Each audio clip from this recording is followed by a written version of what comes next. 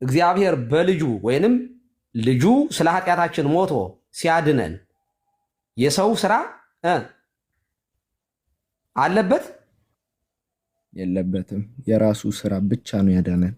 በቃ በጸጋ እንዲሁ አይደለም የሚለው?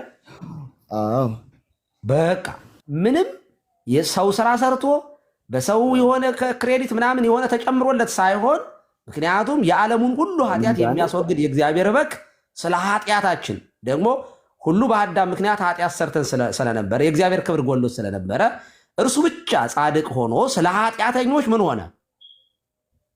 ሞተ፣ ተሰቀለ፣ ተነሳ። በቃ አሁን በእርሱ ምክንያት ሁላችን በእርሱ ስራ እኛ ዳንን። አዎ አሁን በጸጋ መዳን የሚባለው ይሄ ነው። ኢኒሻል ሳልቬሽን ይባላል።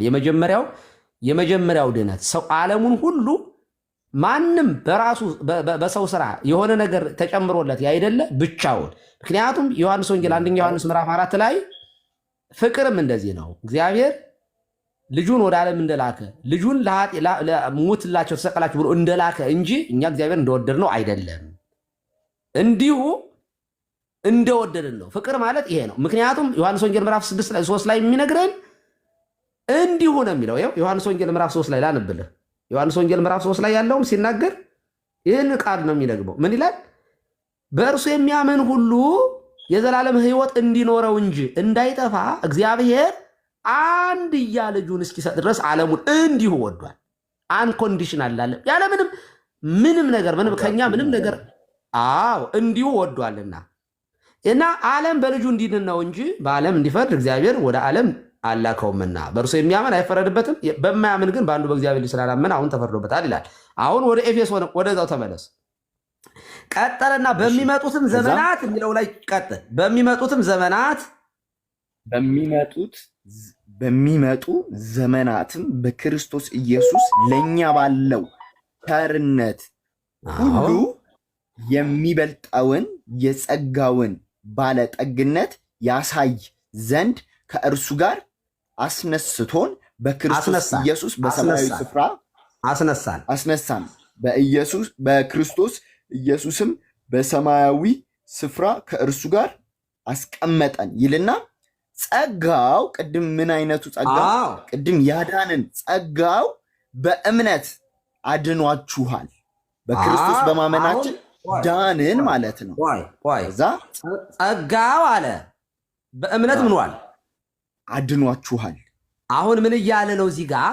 ስናምን እንድናለን ማለት ነው። ከላይ ከክርስቶስ ጋር ህይወትን ሰጠን፣ በጸጋ ድናችኋል ብሎናል። እንዲሁ አድኖናል። በመስቀሉ ከአዳም ኃጢአት፣ ከአዳም መርገም፣ ከቁጣ ልጅነት አውጥቶናል። በቃ አድኖናል። በመስቀል ላይ ተሰቅሎ ስለ ኃጢአታችን ስለሞተ ደሙን ስላፈሰሰልን ቤዛ ስለሆነን ድናችኋል አለና ያ የዳንበት ጸጋው ምን ብሏችኋል? በእምነት ምን ብሏችኋል አለ? በእምነት አድኗችኋል። አሁን አንድ ኦርቶዶክሳዊ ክርስቶስ ሞተልህ ስለ ኃጢአትህ ተሰቅሎልሃል ሲባል ምን ይሆናል?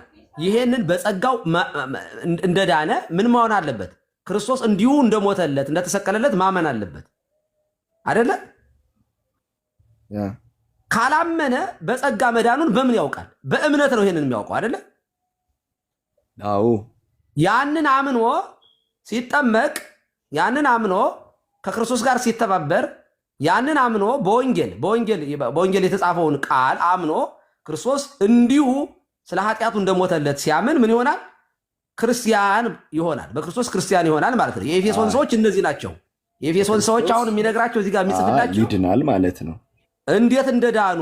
ምክንያቱም ጸጋው አሁን አንተ አንድን ሰው ስትሰብከው ክርስቶስ ስለአንተ ሞቶልሃል፣ ተሰቅሎልሃል፣ እንዲሁ ለአንተ ሞቷል ብለህ ነው የምትሰብከው አይደለ? እንዲሁ በጸጋ በዳኑ በመስቀል ላይ ክርስቶስ እንደተሰቀለለት ይሰበካል። ከዚያ ታዲያ ምንድነው ማድረግ ያለብኝ ሲል በክርስቶስ አምነህ ክርስቶስ እንደሞተልህ እንደተሰቀለልህ እመንና ተጠመቅ ይለዋል። አምኖ ሲጠመቅ ይድናል ማለት ነው። አምኖ ሲጠመቅ ይድናል። ይህም የእግዚአብሔር ስጦታ ነው እንጂ ከእናንተ አይደለም፣ ማንም እንዳይመካ ከስራ አይደለም። በስራ አይደለም። አባ ቆይ እዚህ ጋር ምንም አይነት ጥምቀትን ሜንሽን አላደረገም። ሜንሽን የሚያደርገው ማርቆስ 16:16 ላይ ያለው ጋር ነው። እዚህ ጋር ምንም አይነት ስለ ጥምቀት አልተናገረም። ቆይ ጥሩ ጥምቀት ጋር እንገባለን። የጥምቀት ስራ ምን እንደሆነ እናየዋለን። ሊስን የኤፌሶን ሰዎች ተጠምቀዋል አልተጠመቁም? እሺ እነዚህ እንዴት እንደዳኑ እየነገራቸው ነው። እዚህ 2 ላይ ኤፌሶን በጸጋ እንዴት እንደዳኑ የቁጣ ልጆች እንደነበሩ በኃጢአታቸውና በበደላቸው በክርስቶስ ነበሩ። ቆይ በክርስቶስ ሲያምኑ በጸጋ በእምነት እያዳመጥከኝ እንጂ የኤፌሶን ሰዎች ተጠምቋል አልተጠመቁም? እሺ ቆይ እዚህ ጋር እንደተጠመቁ ሜንሽን የሚያደርግልን ነገር አለ። እስካሁን አላነበብንም አይደለ? ለዚያ ነው ይኸውልህ መጽሐፍ ቅዱስን በብላት ካልተረዳህ አይገባህም። አሁን የኤፌሶን ሰዎች አምነው የተጠመቁ ናቸው። ምክንያቱም ጋር ያለው አምነው የተጠመቁት ያለ ጥምቀት ያልተጠመቀ በመጽሐፍ ቅዱስ ውስጥ ያልተጠመቀ አምኖ ያልተጠመቀ አንድም አታገኝም። በመጽሐፍ ቅዱስ አምኖ ሳይጠመቅ የቀረ የለም። እኔ አሁን ተጠምቄያለሁ። በጣም ጥሩ። ሰላት ጥምቀትን አታውጣው። እምነትም ደግሞ አስፈላጊነት እናወራለን። ቆይ ልነግርህ እኮ ነው። ኤፌሶን ሰዎች ተጠምቀዋል ካሉኝ እስኪ ከ2 በፊት አሁን እዚህ ጋር ስለ ዳኑ ስለተናገር ከ2 በፊት ምዕራፍ 1 ላይ እንደተጠመቁ ሜንሽን ያደርጋል። አንተ እኮ ፕሩፍ ኦፍ በርደኑ ያለው አንተ ጋር ነው። ለምሳሌ የኤፌሶን ሰዎች አልተጠመቁም ካልከኝ ኦኬ፣ እንዴት እንደተጠመቁ የታሪክ ወደ መጽሐፍ ቅዱስ ወደኋላ ሰዎች ክርስቲያን የሚሆኑት ሰዎች ዳኑ የሚባሉት በምን እንደሆነ መጽሐፍ ቅዱስ ላይ ያሳያለሁ። ሰው በጥንቷ ቤተክርስቲያን ውስጥ ሰው ክርስቲያን የሚሆነው ሰው ዳነ የሚባለው ምን ሲደረግ ነው የሚለው ላሳይህ እኮ ነው። ወደዚያ ይዤ ልሄድ ነው። ምክንያቱም አንድ ሰው አምኛለሁ ሲል አምኖ መጠመቅ አለበት ለመዳን። ምክንያቱም ያመነ የተጠመቀም ይድናል ነው የሚለው መጽሐፍ። ይሄንን መጽሐፍ ቅዱስ ሰዎችን እያስተማሩ ጌታችን ሲልካቸው በአብ በወልድ በመንፈስ ቅዱስ እያጠመቃችሁ ደቀ መዛሙርቴ አድርጓቸው ወንጌል ለፍጥረት ሁሉ ስበኩ ነው ያለ። ይሄንን ሐዋርያት ይሄንን በሙሉ አድርገውታል። ሊስን ይሄንን ወዲያው በባለ 50 የመጀመሪያው አገልግሎት ላይ እዚያ በኢየሩሳሌም ጠብቁ ቆዩ ካላቸው በኋላ የመጀመሪያውን ስብከት እነ ቅዱስ ጴጥሮስ ወጥቶ ሲሰብክ ምንድን ያሉት? ንስሐ ግቡ፣ ኃጢአታችሁ ይሰረይ ዘንድ በኢየሱስ ክርስቶስ ስም ተጠመቁ፣ የመንፈስ ቅዱስ ጸጋ ትቀበላላችሁ ነው ያለ። በዚያ ቀን 3000 ነፍሳት ተጠምቀው ተጨመሩ ነው የሚለው መጽሐፍ ሐዋርያ 2:38 ላይ ማለት ነው። አዎ በጣም ጎበዝ ልጅ። ስለዚህ በአዲስ ኪዳን ብቻ በአዲስ ኪዳን በክርስቶስ አንድ ሰው አምኖ ሳይጠመቅ የዳነ ወይም ዝም ብሎ በቃ በእምነት ብቻ ድኛለሁ ብሎ ያልተጠመቀ በመጽሐፍ ቅዱስ ውስጥ አታገኝም። እሺ ስለ ኤፌሶን ሰዎች አሳዩኝ። ስለዚህ የኤፌሶን ሰዎች ጠቅላላ ነው መጽሐፍ ቅዱስን እኮ ስናይ እኮ አሁን ቅዱስ ጳውሎስ እዚህ ጋር የሚያብራራላቸው ለተወሰነ ሰው ለኤፌሶን ሰዎች ለብቻ፣ ለገላትያ ሰዎች ለብቻ፣ ለቆሮንቶስ ሰዎች ለብቻ የሚባል ጥምቀት የለም። ጥምቀት በክርስቶስ ላመኑ ሁሉ ያመነ የተጠመቀም ይድናል ስለሆነ ለተወሰነ ግለሰብ ትምህርት የለም። የኤፌሶን ሰዎችና የሐዋርያት ሥራ ምዕራፍ 2 ላይ የተጠመቁት መንገዱ አንድ ነው። የክርስትና መንገድ አንድ ነው። የወንጌል ቃል ለሁሉም የሚሰራ እንጂ ኤፌሶን ሰዎች ለብቻ ያልተጠመቁ አይደሉም ነው። ስለዚህ ይሄንን የሚነግራቸው አሁን የዳኑበትን መዳን በስራ አድላላችሁ ይላችኋል። የስ እኔንም አሁን ብትጠይቀኝ በመስቀል ላይ ስለ ኃጢአትህ ሞትን ያሞተው መቃብርን ባዶ የደረገው በአዳም ምክንያት ከመጣብን መርገሙ የዳንከው በምንድን ነው ብለህ ብትጠይቀኝ እንዲሁ በጸጋ ሞቶ ተሰቅሎ እርሱ ነው ያዳነኝ ነው የምልህ። ማንኛውም ክርስቲያን እሱን ነው የሚነግርህ። እና ወረድ ብሎ እንዲያውም ምን ይላል? እኛ ፍጥረቱንና አለ እንመላለስበት ዘንድ እግዚአብሔር አስቀድሞ ያዘጋጀውን መልካሙን ስራ ለማድረግ በክርስቶስ ኢየሱስ ተፈጠረን ነው የሚለው። አየህ፣ አስቀድሞ እግዚአብሔር ያዘጋጀውን መልካሙን ስራ ለማድረግ ነው የሚለው። እና እንዴት እንደተጠመቁማ እዚሁ ላይ ነገር ካልክ ኤፌሶን 4 ላይ ሄድ። ኤፌሶን 4 ላይ ሄድና አንድ ጌታ፣ አንድ ሃይማኖት፣ አንዲት ጥምቀት ይላቸዋል። እዚሁ ኤፌሶን ላይ ማለት ነው። የኤፌሶን ሰዎች ይላቸዋል አንድ ሃይማኖት በትህትና ከ4:1 ጀምር አንበው። ኤፌሶን እዚሁ ላይ 4:1 ላይ እንግዲህ ላይ ነው አንድ ጌታ፣ አንድ ሃይማኖት፣ አንድ ጥምቀት የሚለው። አይ ከላይ ጀምር ላንብልህ። እንግዲህ አለ በጌታ እስር የሆንኩ እኔ በተጠራችሁበት መጠራታችሁ በተጠራችሁበት መጠራታችሁ እንደሚገባ ትመላለሱ ዘንድ እለምናችኋለሁ። በትሕትና ሁሉና በየዋህነት በትዕግስትም እርስ በርሳችሁ በፍቅር ታገሱ። በሰላም ማሰሪያ የመንፈስን አንድነት ለመጠበቅ ትጉ። በመጠራታችሁ በአንድ ተስፋ እንደተጠራችሁ አንድ አካልና አንድ መንፈስ አለ፣ አንድ ጌታ፣ አንድ ሃይማኖት፣ አንዲት ጥምቀት። አየህ፣ ስንት ጌታ ነው ያለው? አንድ። መጀመሪያ በመጠራታችሁ በአንድ ምን ተስፋ እንደተጠራችሁ አንድ አካልና አንድ መንፈስ አለ ይላል። ኦኬ፣ አንድ ጌታ፣ አንድ ሃይማኖት፣ አንዲት ጥምቀት። ስለዚህ ስንት ጌታ ነው ያለው? አንድ ጌታ። ስንት ሃይማኖት ነው ያለው? አንድ ሃይማኖት። ስንት ጥምቀት ነው ያለው? አንድ ጥምቀት። በቃ አንድ ጥምቀት ነው ያለው? አንድ ጌታ ኢየሱስ ነው ያለው? ወይንም አንድ ሃይማኖት ነው ያለው? ኦኬ። ከዚህ ውጭ የኤፌሶን ሰዎች ነው የሚነግራቸው እንደዚህ። ስለዚህ ጌታ ነው ጌታ የሚል ሁሉ አንድ ጥምቀት አለው ማለት ነው። አንድ ሃይማኖት አለው ማለት ነው። በቃ ይሄ ነው። ስለዚህ አሁን ወደ አንተ ስመጣ ግን የአንተ ትምህርት ግን ፎልስ የሚሆነው ምንድን ነው መሰለህ? የአንተ ትምህርት ግን ፎልስ የሚሆነው የፕሮቴስታንት አስተምሮ ፎልስ የሚሆነው ሰው በእምነት ብቻ ይድናል ወደሚለው ስንመጣ ዜሮ ትምህርት፣ የዜሮ ድምር በመጽሐፍ ቅዱስ ውስጥ የለ።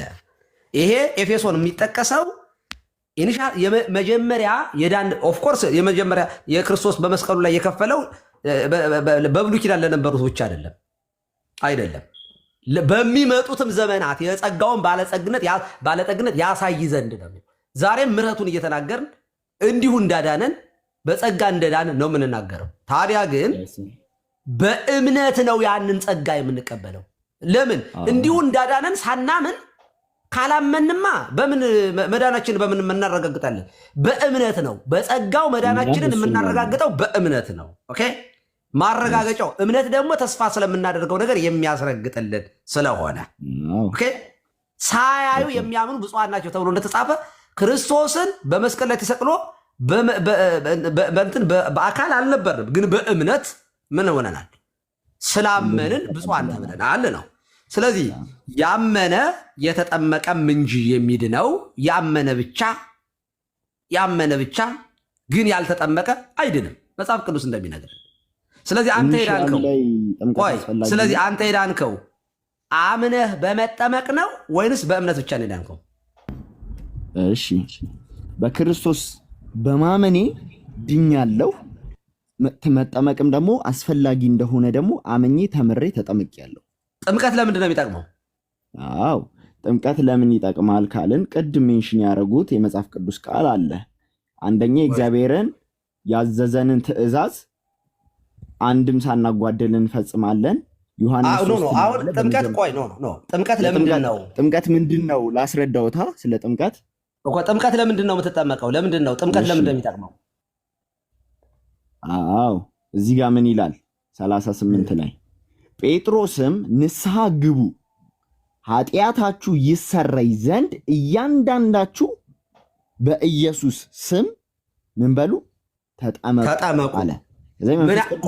ስጦታ ትቀበላላችሁ። ቆይ ኃጢአታችሁ ምን ይል ዘንድ? ኃጢአታችሁ ይሰረይ ዘንድ እያንዳንዳችሁ በኢየሱስ ስም። ኦኬ፣ ኃጢአት የሚሰረዩ በምንድን ነው? በኢየሱስ ስም። ከዛ ተጠመቁ ይላል እኮ። በኢየሱስ ስም መጠመቅ። አዎ፣ መጠመቅ በኢየሱስ ስም መጠመቅ ምን ማለት ነው? በኢየሱስ ስም አይደለም መውሰድ ያለብን። ንስሐ የምንገባው መጀመሪያ በኢየሱስ ስም እንገባለን አይልም መጽሐፉ አይልም። ተው እንጂ። እሺ፣ ይኸው ንስሐ ኃጢአታችሁ ይሰረይ ዘንድ እያንዳንዳችሁ በኢየሱስ ስም። ምን በሉ? ሌላ በማንም ስም ምን በሉ? ብንጠመቅም ንስሐን ብንገባ ምን በሉ? ቆይ ምን በሉ? ተጠመቁ። ለምንድን ነው የምትጠመቁት? የመንፈስ ቅዱስ ስጦታን ትቀበላለህ። ወይ ለምንድን ነው የሚጠመቁት? ዘንድ የሚል አለ እኮ ከላይ። ምን እንዲል ነው ተጠመቁ ያለው? ምን እንዲል ነው? ኃጢአታችሁ ይሰረይ ዘንድ ተጠመቁ አይደል? አዎ። ኃጢአት የሚሰረየው በምንድን ነው? በኢየሱስ ስም በመጠመቅ። ኦኬ ኃጢአትህ ሳትጠመቅ ኃጢአትህ ይሰራያል? አዎ በጣም መልካም። ኃጢአትህ ሳይሰረይ ድናሃል ይባላል? ሁለቱንም ማለት ኃጢአት መሰረይ ማለት ይሄ ከአዳም የመጣው ኃጢአት አይደለም። ምን አይነት ኃጢአት ነው? አዎ ለምሳሌ ከአዳም አልፈን እኔ የምተላለፋቸው ስራዎች አሉ፣ ብዙ ስራዎች ይኖራሉ። ጌታ ኢየሱስን ሳላቅ ማረጋቸው ነገሮች ብዙ ይኖራሉ። እሺ ከዛ በአንድ በዛች ጥምቀት ላይ በኢየሱስ ክርስቶስ ስም ንስሐ ገብቼ እጠመቃለሁ፣ ልጅ ሆናለሁ። ከዛም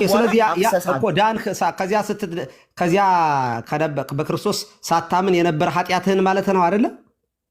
በክርስቶስ ኢየሱስ ሳላምን የነበሩብኝ ኃጢአቶች አሉ አይደለ? መተላለፎቼ እነሱ ኃጢአቶች የሚወገዱት በምንድን ነው? በክርስቶስ ኢየሱስ በመጠመቅ በእርሱ። በጣም ጥሩ። ታዲያ አምነህ ስትጠመቅ ምን ሆንክ? የመንፈስ ቅዱስን ስጦታ ትቀበላለህ። ኖ አትለፋ። እሱ ሌላ ነው። ከጥምቀት በኋላ ያለውን ነው የምታወራው። አምነህ ስትጠመቅ ኃጢአትህ ይደመሰስ ዘንድ በኢየሱስ ክርስቶስ ስም ምን በል? ተጠመቁ። ስለዚህ ኃጢአት አለብህ። ከዚያ ስትጠመቅ ምን ትሆናለህ? ስንጠመቅ አይደለም፣ በኢየሱስ ክርስቶስ ስም። እቺንም አነርሳለሁ እኮ ምንም ችግር የለውም። በኢየሱስ ክርስቶስ ስም ማለት በነገራችን ላይ ምን ማለት ነው? በኢየሱስ ክርስቶስ ስም ስጠመቅ ነው እንጂ ስጠመቅ አይደለም። እንዴ እኔ እኮ ከኢየሱስ ክርስቶስ ስም ውጭ ጥምቀት አለ እኮ? እኛም እኮ አላለም። በአብ በወልድ በመንፈስ ቅዱስ ስም በመንፈስ እኮ ነው የምንጠመቀው። እኛ እኮ ባዶ ዝም ብሎ እኮ አይደለም። ብዙ ጊዜ ጥምቀት ስለማይ ነው እናንተ ጋር። እሱን እንተወውና፣ ኧረ ግድ የለም። አሁን ያለ እግዚአብሔር የሆነ ጥምቀት የለም። ስለዚህ ስትጠመቅ ምን ትሆናለህ ነው ጥያቄው። ከኃጢአትህ ምን ትሆናለህ? እኔ መነጣጠል በኢየሱስ ክርስቶስ ስም ስጠመቅ የኃጢአትን ስርየት አገኛለሁ። አለቀ። በጣም ጥሩ። ካልተጠመክስ? አዎ የኒቅያ ጉባኤ ላይ ይናገራል። በአንድ በሐዋርያት ይላል። ወይ እኮ ጥሩ ነው። በአንዲት ጥምቀት ኃጢአት በሚሰረይባት በአንዲት ጥምቀት እናምናለን ይላል። እናምናለን። ስለዚህ ጥምቀት ምን ይሆናል? የኃጢአት ስርየትን ያስገኛል። ስለዚህ ስትጠመቅ ምን ትሆናለህ? ስትጠመቅ ከኃጢአትህ ምን ትሆናለህ? ነፃ ትወጣለህ። በቃ ስለዚህ የሚዳነው ሰው በእምነት ሳይሆን አምኖ ሲጠመቅ ነው አይደል? እሺ ያለ እምነት ጥምቀት የለም። ምንም ጥያቄ የለውም አይደል እንዴ? አዎ በጣም መልካም። የምንጠመቀው በማን ስም ነው? በአብ በወልድ በመንፈስ ቅዱስ ስም። ታዲያ እዚህ ጋር በኢየሱስ ስም ኃጢአታችሁ ይሰረይ ዘንድ በኢየሱስ ክርስቶስ ስም ተጠመቁ ያለው ለምንድን ነው? በኢየሱስ ክርስቶስ ስም? በጣም መልካም። የጻፈላቸው ሐዋርያው ሲጽፍላቸው በደንብ ታሪኩ ላይ 100% አይደለም ሲጽፍላቸው፣ ደስ ብሎኛል። ጥሩ ተማሪ ነው። እግዚአብሔርን አብን ያውቁታል፣ ወልድን ግን አልተቀበሉትም። ለዛ ነው ኢየሱስ ክርስቶስ ብሎ የጻፈው። ለዚህ ነው ኦንሊ ጂሰሶች የሚጠመቁት ኢየሱስ ስም ብቻ ብለው የሚጠመቁት እኮ። በኢየሱስ ክርስቶስ ስም ተጠመቁ የተባሉት ለምንድን ነው? በኢየሱስ ክርስቶስ ስም ተጠመቁ ለምን ተባሉ? ጌታ ለምን ተባሉ? አብን ያምናሉ። በአብ በወልድ በመንፈስ ቅዱስ ስም አልነበረባቸውም። አቤኔ አትቸኩል። በአብ በወልድ በመንፈስ ቅዱስ ስም እያጠመቃችሁ ደቀ መዛሙርት አጥምቁ ያለው በአብ በወልድ በመንፈስ ቅዱስ ስም ነው አይደለ? ታዲያ ቅዱስ ጴጥሮስ ግን በኢየሱስ ክርስቶስ ስም ተጠመቁ ለምን አላቸው? አዎ እኮ ነገርኩት። በአብን ይቀበላሉ፣ ወልድን ግን አይቀበሉትም ነበረ። ለዛ ኢየሱስ ብሎ ሜንሽን ያደረገበት ምክንያት ይሄ ነው። የት አለ እንደዚያ የሚል? እሺ ታሪካዊ ዳራው ላይ እንደዛ ማየት እንችላለን። መጽሐፍ ቅዱስን ወደኋላ መለስ ብለንና ስለ መጽሐፍ ቅዱሱ ስናጠና ይህንን ማየት እንችላለን። እርሶም የሚያውቁት ነገር ነው። አይደለም። ይኸውልህ በኢየሱስ ስም ተጠመቁ ማለት በኢየሱስ ክርስቶስ ስም አምናችሁ ማለት ነው። ትርጉሙ እንደዚያ ነው። በኢየሱስ ክርስቶስ ስም። ምክንያቱም በልጁ የሚያምን አይደለ? እምነታችን እኮ የምናምነው በክርስቶስ ነው አይደለ? በሞተው በተሰቀለው ሕይወት እውነት መንገድ በሆነው በር በሆነው በሱ ነው አይደለም የምናምነው እንዴ? አዎ። ስለዚህ በኢየሱስ ክርስቶስ ስም ተጠመቁ ማለት በኢየሱስ ክርስቶስ ስም አምናችሁ ተጠመቁ ማለት እንጂ የተጠመቁትማ በአብ በወልድ በመንፈስ ቅዱስ ስም ነው።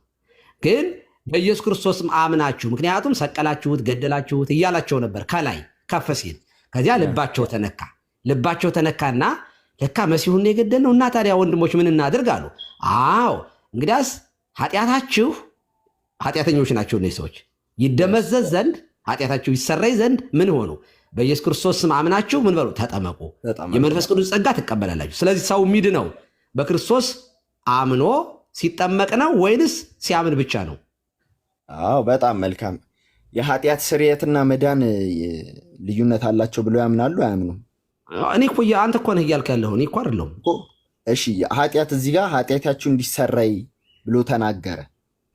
ስለዛ እዚህ ጋር አለ ወይስ በኢየሱስ ስም የሚመጡትን እንዳለ የመቀበል ችግር የለብኝም። ይኸውልህ ኃጢአት እኮ ማለት ከኃጢአት ሰው መዳን እኮ ማለት እኮ ከኃጢአት መላቀቅ እኮ ነው አይደለ? ከኃጢአት መዳን እኮ ነው።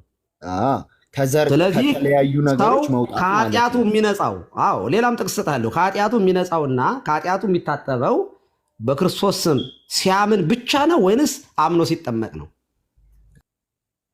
አዎ እዚህ ጋር መጽሐፍ ቅዱሳችን የሚነግረንን ስናይ በክርስቶስ ኢየሱስ ስም ተጠመቁ የንስሐንም ስርየት የኃጢአትን ስርየት እንደሚያገኙ ያሳየናል። ስለዚህ በእምነት ብቻ ነው ወይንስ በአምኖ በመጠመቅ ነው? አዎ በጣም መልካም። አሁን እንትን እያልክ ነው፣ በጣም እያበላሸህ ነው። ስትጠይቅ ምናምን ሳይሆን ዳይሬክት ጥያቄውን መልስ። እምነት ብቻ እኔ የማስበው በተማርኩትም እምነት ያለው እዛ ጋር ምንድን ነው ከኛ ስራ ሳይሆን በኢየሱስ ክርስቶስ ድነናል። ከዛ የሚቀጥሉት አሁን ልትወሰልት ነው። አየህ ችግሩ እኮ የላንተ እኮ ከቃል ውጭ 2:8 ላይ አንተን አትበል። ሊስን እያዳመጥክ እዚሁ ላይ ያለውን የሐዋርያት ሥራ ምዕራፍ ቁጥር 38 በጣም ጥሩ። ምን እናድርግ አሉ። ምን አድርጉ ያለው ጴጥሮስ?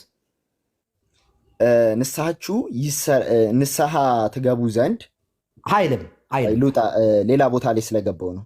ለምን ሌላ ቦታ ላይ ትሄዳለህ? 10 ቦታ አትርገጥ፣ ጨርስ። እዚህ ላይ ሁሉም ስለሚገናኝ ኃጢአታችሁ ይሰረይ ዘንድ ምን በሉ ተጠመቁ፣ በኢየሱስ ክርስቶስ ስም እሱ በኢየሱስ ክርስቶስ ስም ማለት አምናችሁ ማለት ነው። በኢየሱስ ክርስቶስ ስም ነው።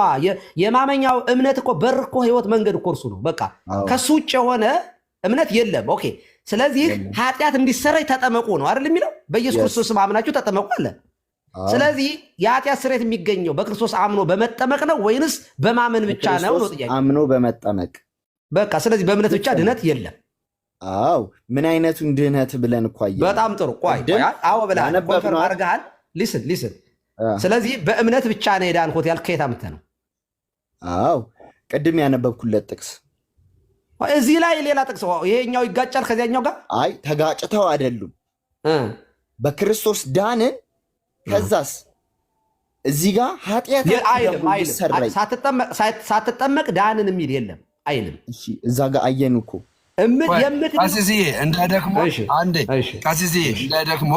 እንዳይደክሞት አንድ ማዳን ያለብን ነፍስ አለ እዚህ ውስጥና ወንድማችን አሁን አንተ ድርቅ ያለ ጉንጭ አልፋ ንግግር አትናገር። በቃ ጀስት አንድ እምነት ሊኖር አዳምጠኝ ብራዘር፣ አንድ እምነት ሊኖር ይገባል። የመጀመሪያ አንተ 5ቱን ሶሎዎች አልቀበልም ብላል። አላቃቸውም ለማለት ነው። አላቃቸውም ይሶክ የማታውቀው መቀበል አችልም። የማታውቀው አንድ ሶል። ሁለተኛ ነገር ደግሞ ጥያቄ ሆነ በምንድነው? ባፕቲዝም ነው ወይ ደግሞ ጥምቀት ነው። ገባ? ጥምቀት ላይ ያለውን ነገር ነገሩክ። አንተ ጥምቀትን ፎርጌቲት ለማድረግ እምነት ብቻ አዳምጠኝ፣ እምነት ብቻ የሚል የመጽሐፍ ቅዱስ ክፍል ማምጣት አልቻልክም። ሶዛት ምን አደረግ? ጥምቀትም ይጠምቅመኛል፣ እጠመቃለሁ፣ የምጠመቀው ደግሞ ለጥቅሜ ነው፣ ጥቅሜ ደግሞ ድነትን ይሰጣል አልክ አይደል? ጥምቀት ድነትን እንደሚሰጥ አመንሽ። ሶዛት አሁን ጥምቀት ላይ ዲፌንድ ማድረግ አልችልም። ምንም እንትን አላልኩም እሱ ላይ። እግዚአብሔር ያክብር። ቴንኪው። አሁን አንተ ይሄ ያመንከውን እምነት የአንተ ቤተክርስቲያን አታምንልህም። ዲኖሚኔሽን ነው የተናገርኩት። አንዴ ወንድማችን አዳምጠኝ። ዶክትሪኗ ሂድና ጠይቅ። ጥምቀት የኃጢአት ስርየት ያሰጣል ወይ ብለህ ሂድና ጠይቅ። ያሰጣል። ገባ? የት ነህ አንተ? መካነ ኢየሱስ አይደለም። ይኸው ላንብብሎት የኒቃ ጉባኤያችን የኛ መጀመሪያ የተጠየቀውን መልሳ። የዶሚኔሽን የት ነው አንተ? የት ነው? ግራ ገባ። ሪቨረንድ ተዘራ ያሬድ ጋር ነኝ እና የኒቃ ተዘራ ያሬድ ጴንጤኮስታል የሆነውን እምነት ነው የሚከተለው። እኔ አውቀዋለሁ ተዘራ ያሬድን። ገባ? ጴንጤኮስታል የሆነውን እምነት ነው የሚከተለው። የመካነ ኢየሱስን ዶክትሪን አይደለም የሚከተለው። ገባ? የመካነ ኢየሱስን ዶክትሪን የምንለውን ነው የምነግርህ። በቃ ይኸውልህ ሂድና እዛ ፋሲል ራሱ እዛ አባል ነው። ይኸውልህ ስማኝ፣ እዛ ፋሲል የሚባል ጓደኛ ላይ አባል ነው። እዛ ገባህ? አንተ እንደምትለው የሚያምን ልጅ አይደለም። ጥምቀት የኃጢአት ስርየት ያሰጣል ብሎ የሚያምን ልጅ አይደለም። ግን መጽሐፉ ይሶክ አንተ እኮ ልክ ነህ። አንተ ልክ ነህ። መጽሐፉ የሚለው እንደዛ ነው። በአንተ በስጋው ደግሞ አማናዊ ነው ብለህ ትቀበላለህ። እውነተኛ የክርስቶስ ስጋና እውነተኛ የክርስቶስ ደም ነው ብለህ ትቀበላለህ። የምንወስደው መታሰቢያው ነው። መጽሐፍ ቅዱስ ላይ ሉቃስ 11 ላይ ነው 17 ላይ መታሰቢያ። ቆይ ይሄ ጥቅስኛ ቤት ይኸውልህ፣ ጥቅስ ተላምጦ በደንብ ተፈጭቶ በደንብ ነው የሚበላው። ዝም ብሎ አይረፈረፍም። እኛ ቤት ጥቅስ እኔ በምን እንደማምን ላንብብልህ። ቆይ አሁን ይኸውልህ አንድ ነገር አረጋግጠሃል አንተ ራስህ። ምን ብለሃል? 5 ሶላዎች የሚባል ነገር እኔ አላውቅም ብለሃል። በጣም ጥሩ። 5 ሶላዎችን አታውቅም። ኦኬ። ጥምቀት የኃጢአት ያስገኛል፣ በእምነት ብቻ አይዳንም ብለሃል። በጣም ጥሩ። ኦኬ። ለኃጢአት ማስተሰሪያ በአንዷ ጥምቀት አምናለሁ ብዬ አሜን ብዬ ተቀበልኩ ሰው ነኝ። በጣም ጥሩ። ጎበዝ ነህ። በቃ አሁን አንተ ለክርስቲያናችን የምታስተምረው ይሄን ነው። የኒቅያ ጉባኤ ማለት ነው። አንድ ግልጽ ነገር ልንገርህ፣ ለአንተ ላስቀምጥልህ ወንድማችን። እኔ ለመሰለህ እሳቸው ጋር ሌሊት ስለሆነ እንዳይደግሙብኝ ነው። ለምን ኤልያኒን ማናገር ስላለብን ከጎኖት ያለችውን እህት ማናገር አለብን። እሷን ያናግሩልኛል፣ ኤልያኒን ያናግሩልኛል። ሁለት ነገር ውስጥ ስላለች ግልጽ የሆነ ነገር አስቀምጠን እህታችንን ወደ ማዳኑ ወንጌል እንድትመጣና አካል እንድትሆን ከአባልነት አውጥተን አካል እንድትሆን እናደርጋታለን። ወንድማችን እንግዲህ መጽሐፍ ቅዱስ ይዛል። የመጽሐፍ ቅዱስ ክፍል ዮሐንስ ወንጌል ምዕራፍ 6 ቁጥር 54ን አውጣ። ያው አንተ በመጽሐፍ ቅዱስ ስለምታምን ማለት ነው። አውጣ። የዮሐንስ ወንጌል ምዕራፍ 6 ቁጥር 54 ከ53 ጀምሮ ያለውን አንብብ። ዮሐንስ ወንጌል ምዕራፍ 6 ቁጥር 53 ጀምሮ ያለውን አንብብ። ስለዚህ ኢየሱስም እንዲህ አላቸው፣ እውነት እውነት እላችኋለሁ የሰው ልጅ